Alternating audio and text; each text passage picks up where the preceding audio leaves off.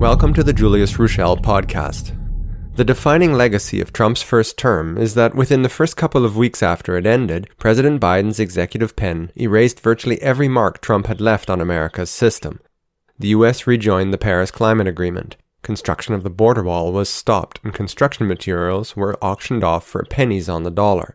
The doors were once again thrown wide open to even more uncontrolled illegal migration, and existing oil and gas development permits were rescinded or suspended. Even the Keystone XL Pipeline permit, which was mandated into existence by Trump in 2017 as an executive order during the first few days of his presidency to put a stop to a decade of ideological bureaucratic obstructionism, was revoked by Biden in the first days of his presidency in 2021, also by executive order.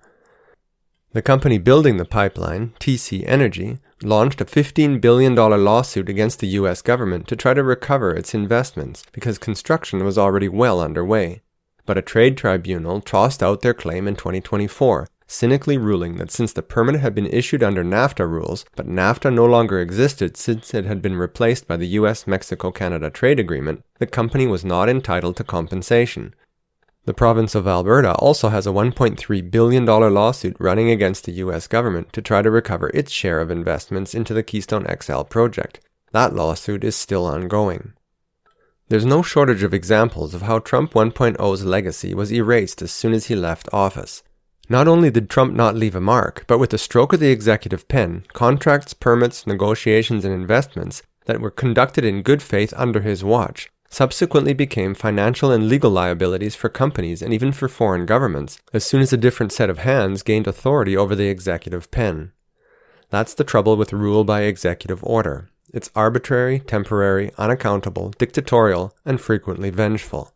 And the ideologically captured courts are happy to play along, thus legitimizing this arbitrary power into law.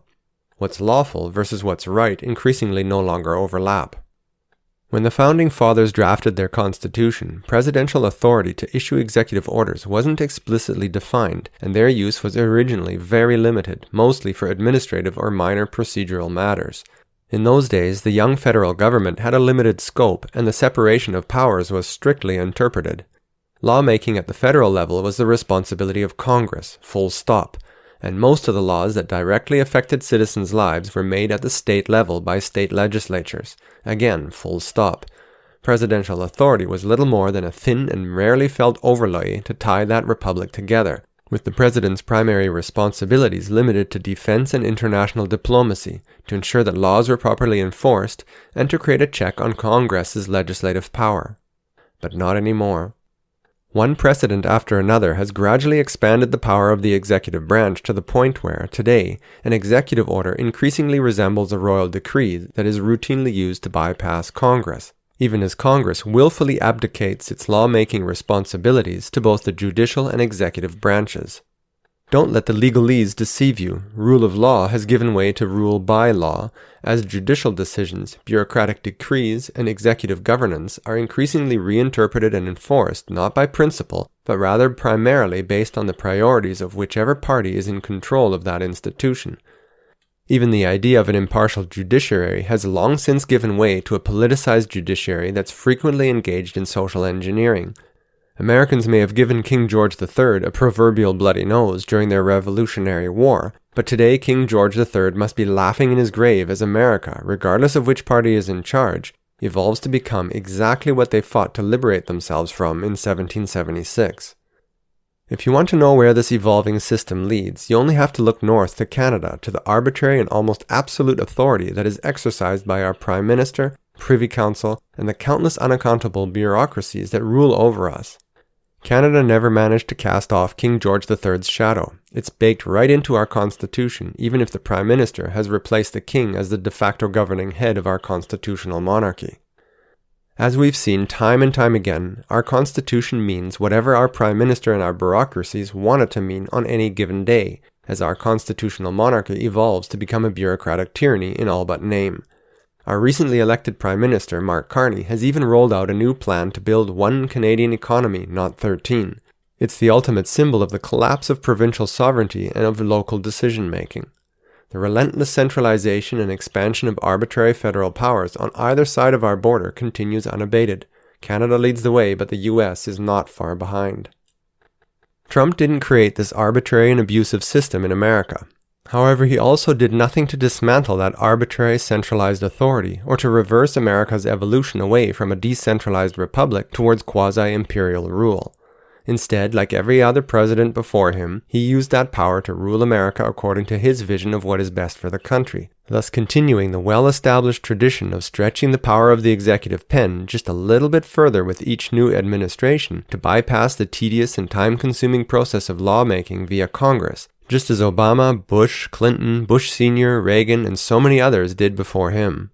And Biden continued that centuries-long tradition when he followed Trump into office. And the precedents he set through his use of the executive pen only expanded that arbitrary power still further. The main political struggle today is no longer about the separation of powers that once gave the republic its vitality, or about imposing limits on government authority, or about restoring state sovereignty. It's all about which party gets to be in charge of that vast centralized authority and what new schemes can be dreamt up to reshape America through government meddling. Each side predictably cries foul when their opponents use that power while cheerfully unleashing that same power to the maximum extent as soon as they get their own fingers on the throne. Neither decentralization nor the dismantling of excess government authority is on the menu. On so many other levels, Trump 1.0 was equally disappointing, not because his administration represented a break with the past, as Democrats and mainstream media would have us believe, but because, other than the mean tweets, it was a continuation of many of the same structural issues of the past. Trump 1.0 changed the curtains in the music, but beneath the fluff, all the core elements that are undermining the decentralized, liberty-focused idea of America remained in place. Out-of-control spending and out-of-control debt continued to grow unchecked under Trump 1.0, even before COVID, despite his fierce criticisms of both of those things before he assumed office. And his lockdowns, mask mandates, and Operation Warp Speed were textbook cases of authoritarian diktats, the perfect illustrations of the philosophical shift that has taken place in America over the past 2 centuries, as government evolved from protector of rights to meddling shepherd in charge of engineering outcomes. Through these actions, Trump proved once again why central planning always ends in disaster, regardless of whether the intentions are good or bad. Biden's COVID policies were even more authoritarian and heavy-handed than Trump's, as his vision of government intervention went still further. But in reality, both presidents are merely separated by degrees, not by philosophical principle. Trump 1.0 also supported and even expanded the military buildup in the Ukraine and the tone-deaf stance taken by NATO as it threatened to expand onto Russia's doorstep, thus giving the lie to his claim that if he had won the 2020 election, the Ukraine war would never have happened. On the contrary, his policies towards the Ukraine contributed in equal measure towards provoking Russia's special military operation. Perhaps the start date of the war would have been different, but that's not the same as defusing tensions. The nuanced understanding of what it takes to coexist with other great powers was missing. And despite criticizing Obama's use of drone strikes abroad as reckless, strategically flawed, lacking in transparency, lacking in judicial process, prone to civilian casualties, and ripe with moral problems, as soon as Trump assumed office, he nevertheless increased the use of those same drone strikes and expanded America's counterterrorism footprint in other countries. Even his use of tariffs to reshape the economy to his liking was merely an expansion of Obama's use of tariffs, and indeed Biden kept most of Trump 1.0's protectionist friend-shoring tariffs in place when he assumed office. Trump 1.0 wasn't the course correction that many of his supporters had hoped for when they voted him into office with a mandate to drain the swamp. Trump 1.0 also never managed to get American troops out of Afghanistan, despite his criticism of the long war as America's mission morphed from destroying al-Qaeda into a failed attempt to impose Western-style centralized liberal democracy. He even briefly hired neocon John Bolton as his national security advisor and brought in Mike Pompeo as his CIA director, in both cases signaling an overt continuity of the Washington swamp that he had allegedly come to drain.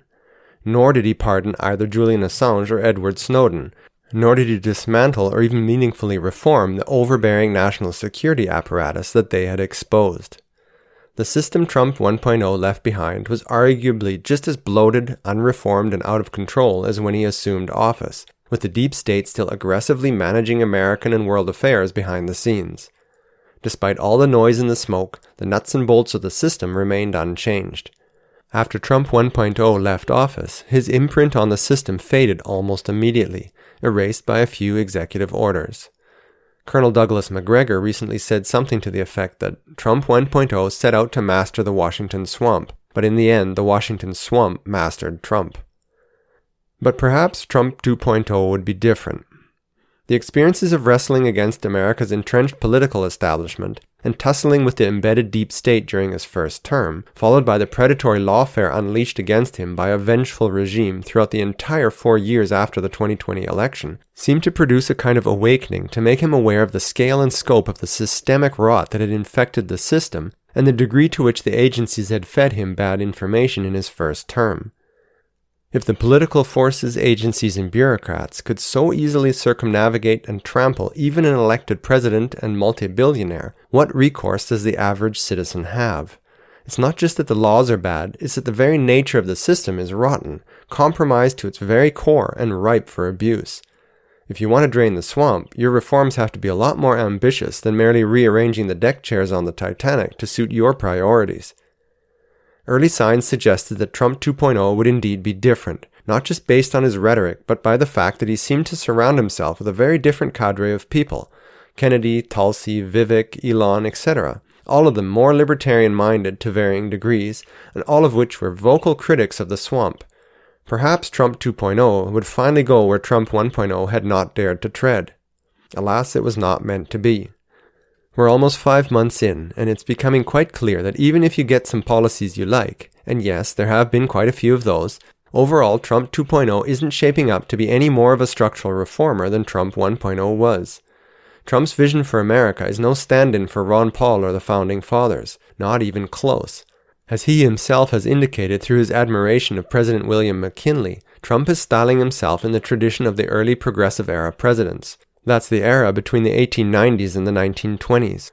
The Progressive era presidents are traditionally listed as William McKinley, Theodore Roosevelt, William Howard Taft, and Woodrow Wilson, all of which embraced the vision of using government as a sledgehammer to impose their will upon the nation. Woodrow Wilson perhaps best summed up the progressive philosophy in his 1887 book, The Study of Administration.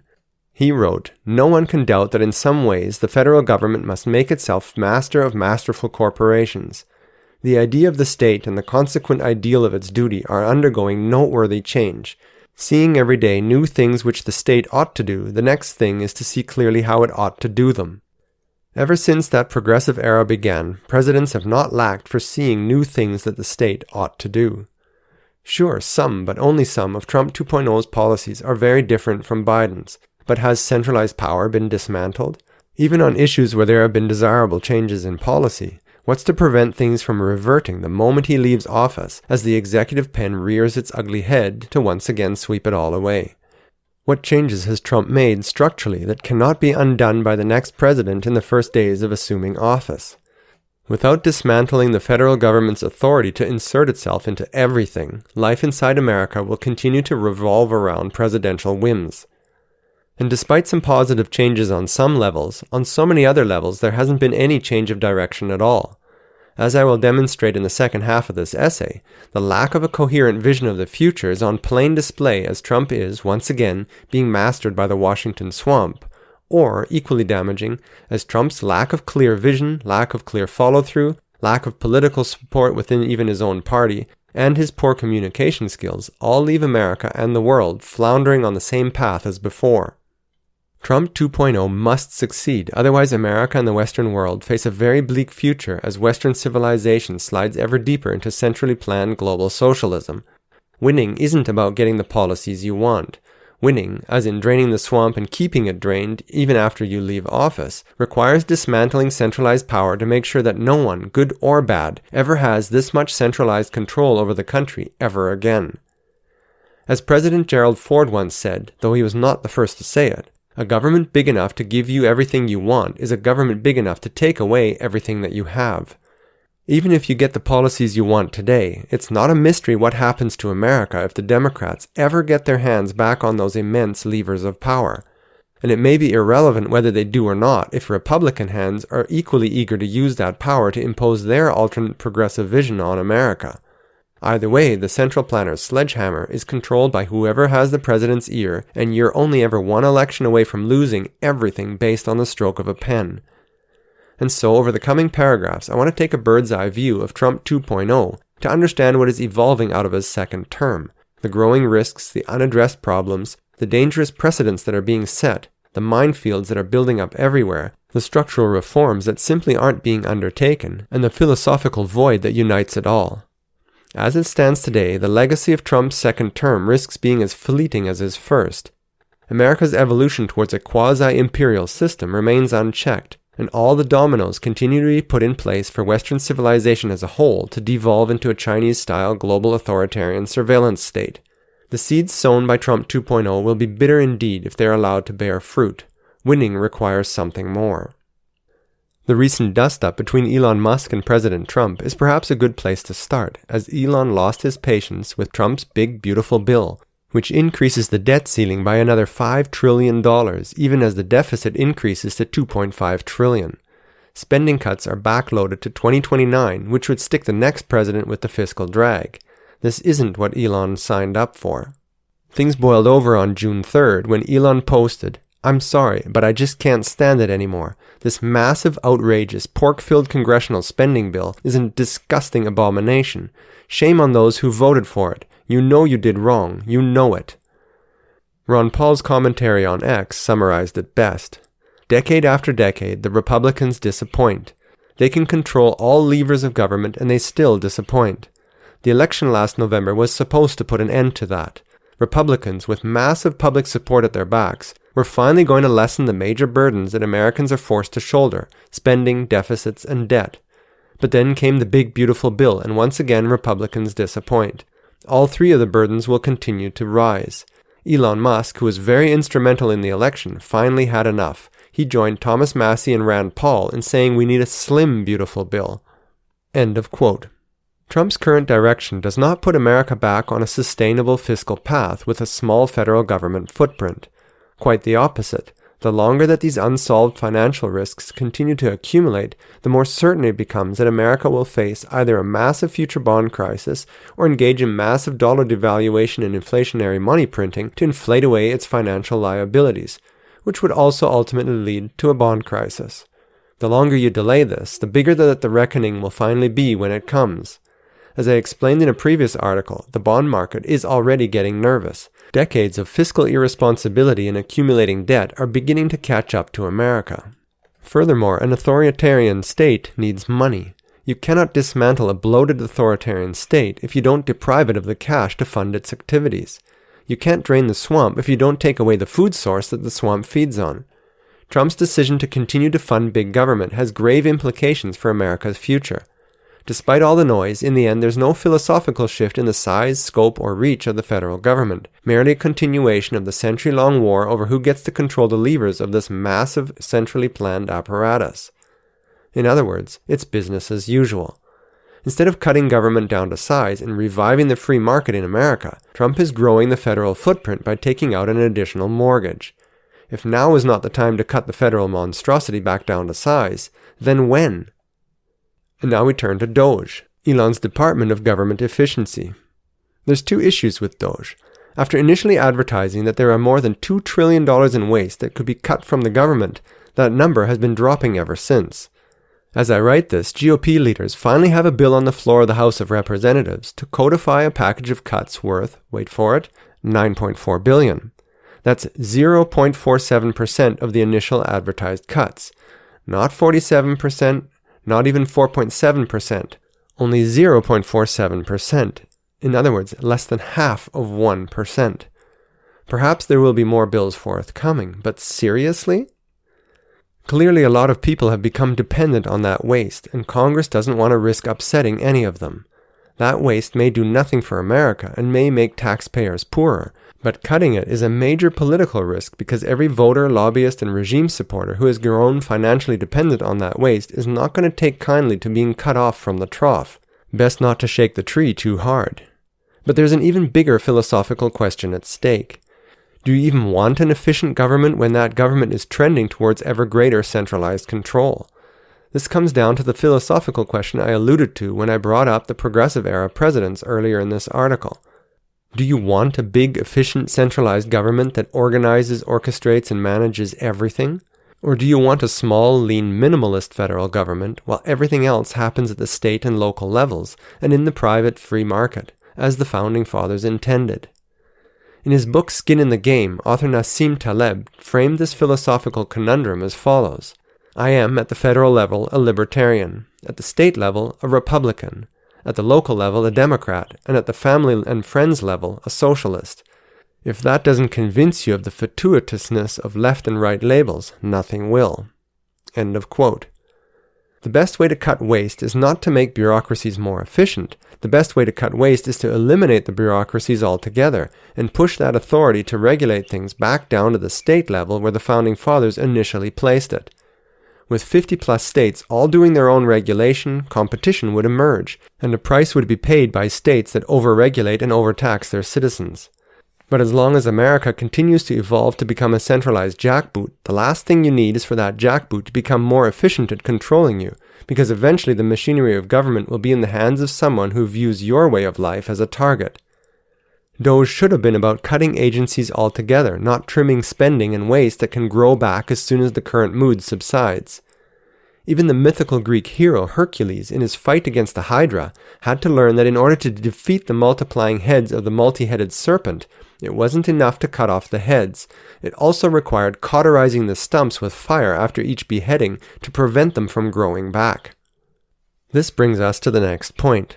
Elon Musk pointed out that the US has 428 federal agencies, and that they are growing at a rate of 2 per year as the government just keeps finding new things that the state ought to do. He suggested that the number should be cut to 99 agencies, though in my opinion that's still far too many if you want to resurrect the philosophical vitality of a decentralized republic. Most of this stuff should be happening at the state level, not at a single federal level. Imagine if Texas, South Dakota, and California all kept their own climate records instead of all being concentrated in the hands of a single federal National Oceanic and Atmospheric Administration. If one of those 50 state-level agencies starts adjusting their numbers to fit a preferred narrative, but the others don't, transparency begins to emerge and cheaters are easier to expose. But as it stands now, whistleblowers are simply ignored as the rot soaks ever deeper into the fabric of these all-encompassing institutions. So here's what's happening instead. This concludes the free preview of this podcast. To hear the remainder of this episode, in which I dive into the details of where Trump has fallen short, both on the domestic front and on the world stage, from Ukraine to Israel and beyond, and the dangerous world that is emerging as a result of these shortcomings, I invite you to sign up for a paid subscription on my Substack. My essays and podcasts are 100% supported by people like you. Thanks for listening to the Julius Ruschel Podcast.